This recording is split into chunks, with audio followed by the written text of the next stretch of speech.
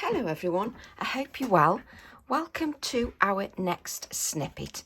So this is snippet 70 and we've done the same technique as we did for 69 because we like them to sort of work together side by side. So we've done the same technique as we did in 69, and then to make it look a little bit different, we'll just do something a little bit different.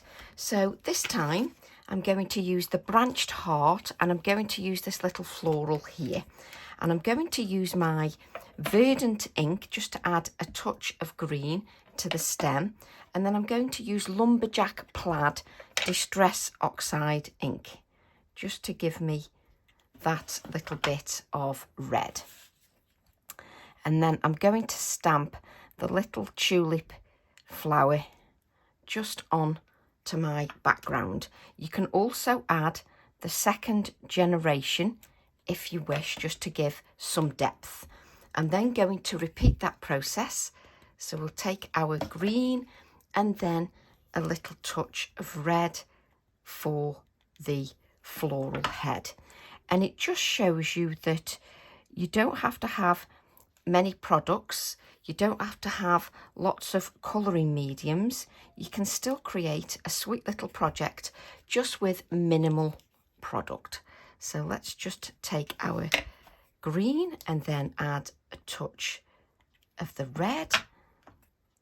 And then it's quite sort of a forgiving floral. You don't have to mask anything off. And it just gives us our little pattern there. So then we'll do the same on the bottom one as well.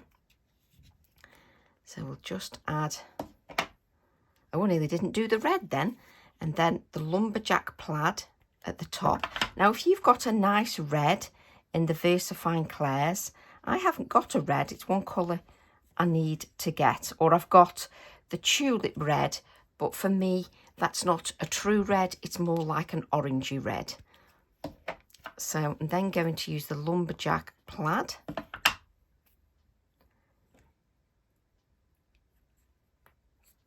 And then I can just add a second generation just to give that a little bit of depth. So the verdant on the stem, or you can use your oxide on the stem. And then the lumberjack plaid. You know when you question yourself and you think, is it called lumberjack plaid? I thought I was just making up a name then.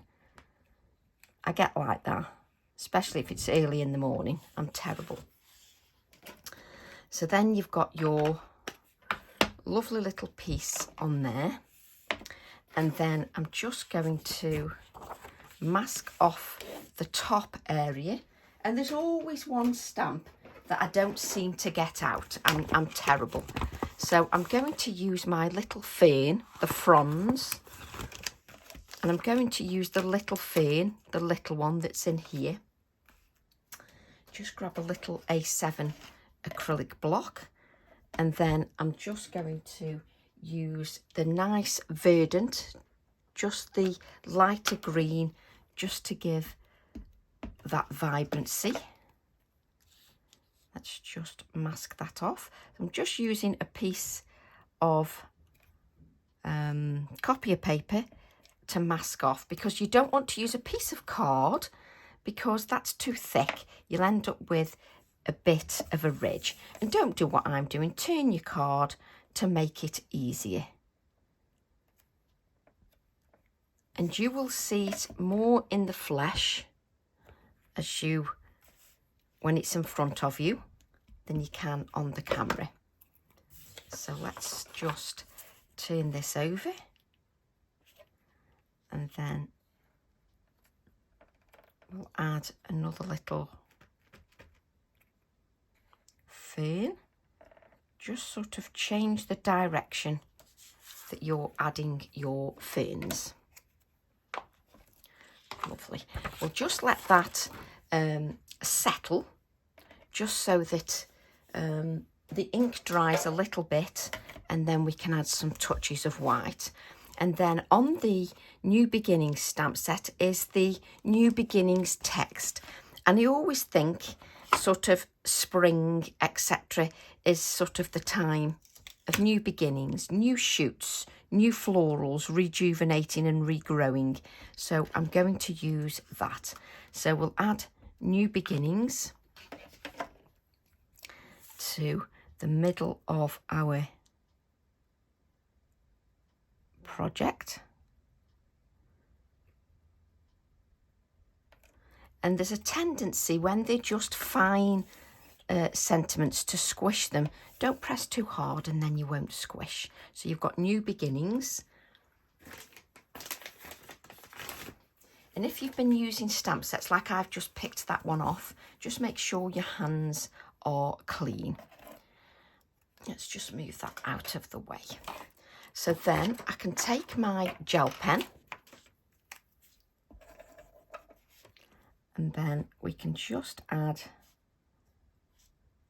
some little touches of the white, just so that it just makes that pop a little bit.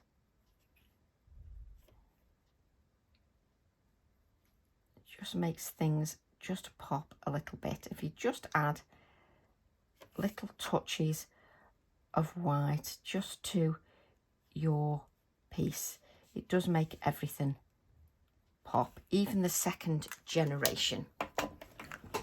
Just so you can see that, you can see the second generation. I'm then going to use the bird from New Beginnings that's got the little fern on, and then I've cut that out and I can add the little bird here. Now if you wish, you can add a little bit of colour to your bird. So what I'm going to do is use the colours that I used in my previous snippet, which was Crimson Lake, and I'm just going to add a little bit of colour just to my bird.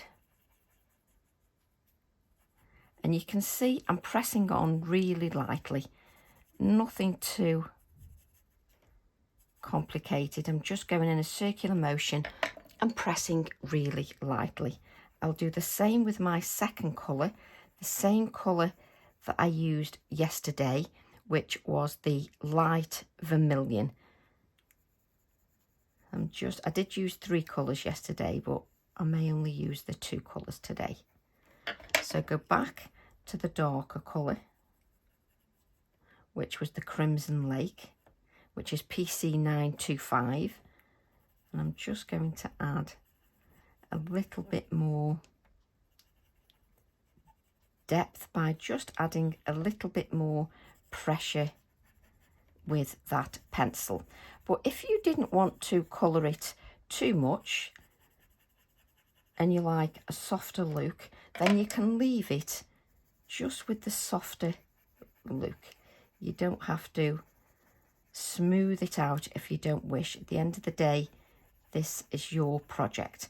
I just need to make you aware that you need to make sure that your black ink is dry, because the Waxy Prisma colour will pick up some of that black ink if that isn't fully dry. So just make sure it's dry. You can blot your ink if you wish. And then we'll go back to our orangey colour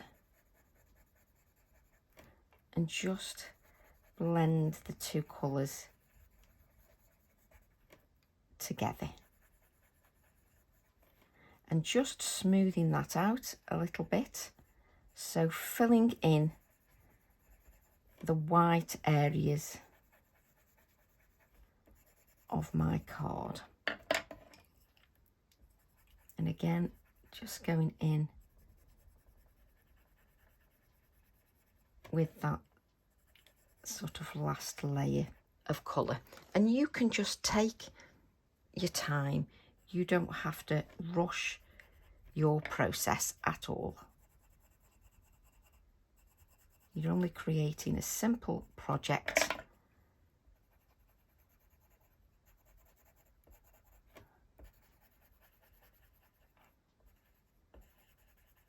And it's up to you whether you draw in the white areas or you leave a white area already. It's entirely up to you. And obviously you might want to spend a little bit more time than I have. Now don't try to add your touches of white before you've let the card rest. Let's bring in our journal, because you can often see, what do I do with this? Leave the beard underneath. So you can just see what you're doing more. If you place it in the journal, you can then place this a bit further back. So let's just add.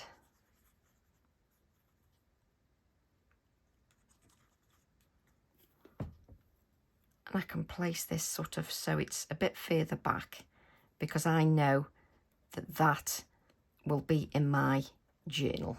So it's not a problem. And then we'll just add some splatters. So let's just cut a little, sorry about that, just nudge the camera a little bit. That's because I've got so many things on the desk, that's why. So just cutting a little sort of strip of card. And what you can do is you can cover your sentiment if you wish, and then you can add your splatters. And then you're adding a few splatters then to the background of your journal as well.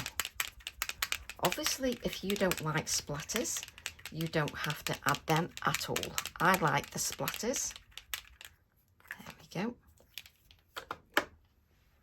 And I will obviously add the numbers. Let's remember to move this because I didn't last time. And that is your snippet 70. Nice and simple, nothing too complicated, but something you can expand on. Just so that you can see that, you can see the touches of white. And if you want to, you can add little dashes around here as well and change it up again if you wish. I like keeping my snippets a little bit pared back. I love looking back on them and expanding on the idea. So just so that you can see those. Now, just remember to add a little touch of white just to your bird, just so that he pops a little bit as well. So just add some touches of white, and I definitely find it easier if I just let that card rest a little bit. There you go. So I hope you enjoyed our little snippet today. Love to all, and I'll see you all soon. Bye for now.